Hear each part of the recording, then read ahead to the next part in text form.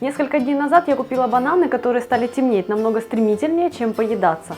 Именно так и родилась тема сегодняшнего видео. Готовим идеальный банановый хлеб.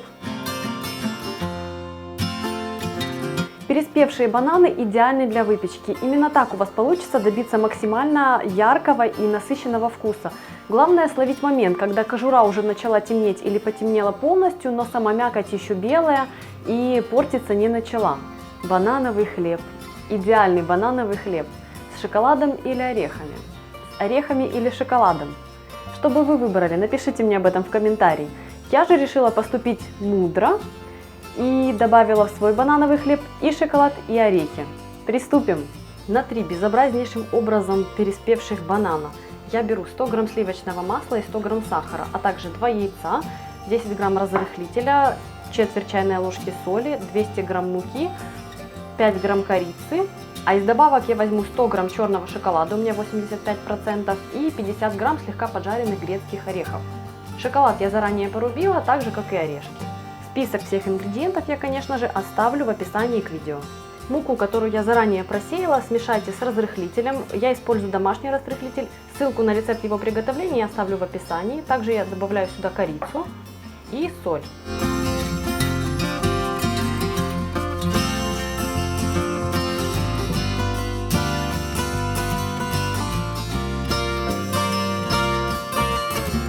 Теперь я очищу и разомну все бананы.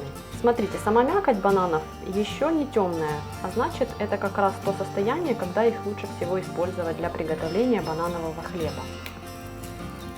Сейчас они очень ароматные и их запах очень сильный.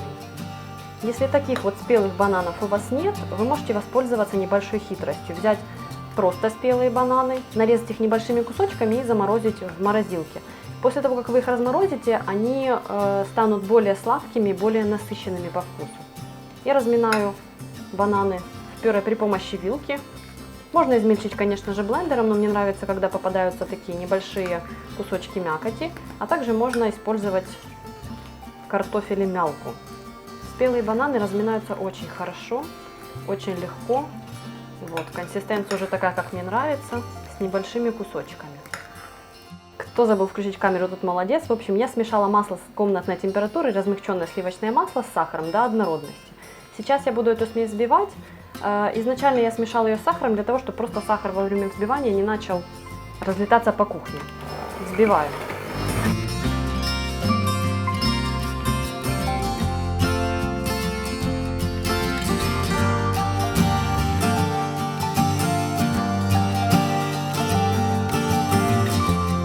Масса посветлела, сейчас я введу в нее по одному яйца.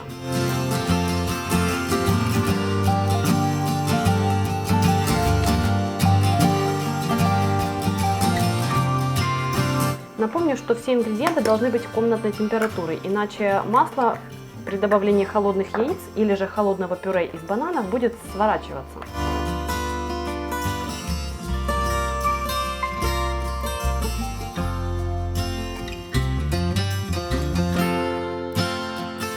Добавляю масляную смесь к размятым бананам.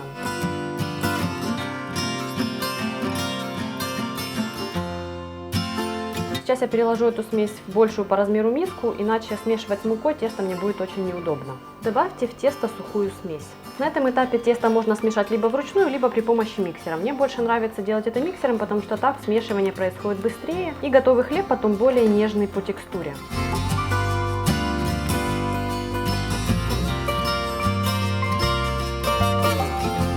В уже готовое к выпечке тесто я добавляю добавки: шоколад и орешки. Необходимо все быстренько вмешать, и тесто готово к отправке в форму.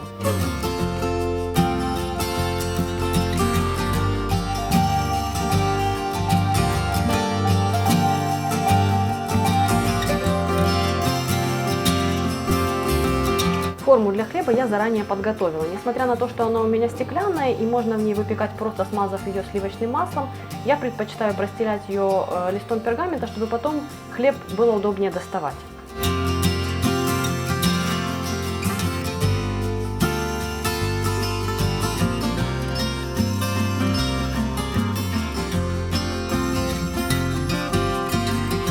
У этого теста какой-то по-настоящему праздничный аромат.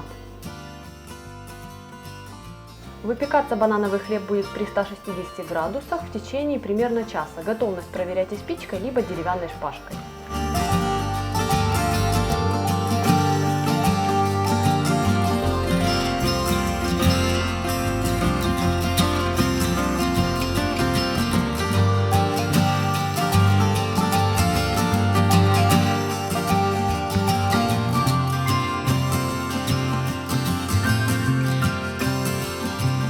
Теперь, когда купленные бананы потемнеют, вы будете точно знать, что из них приготовить в первую очередь. Надеюсь, вам будет очень вкусно. Ставьте палец вверх и подписывайтесь на мой канал.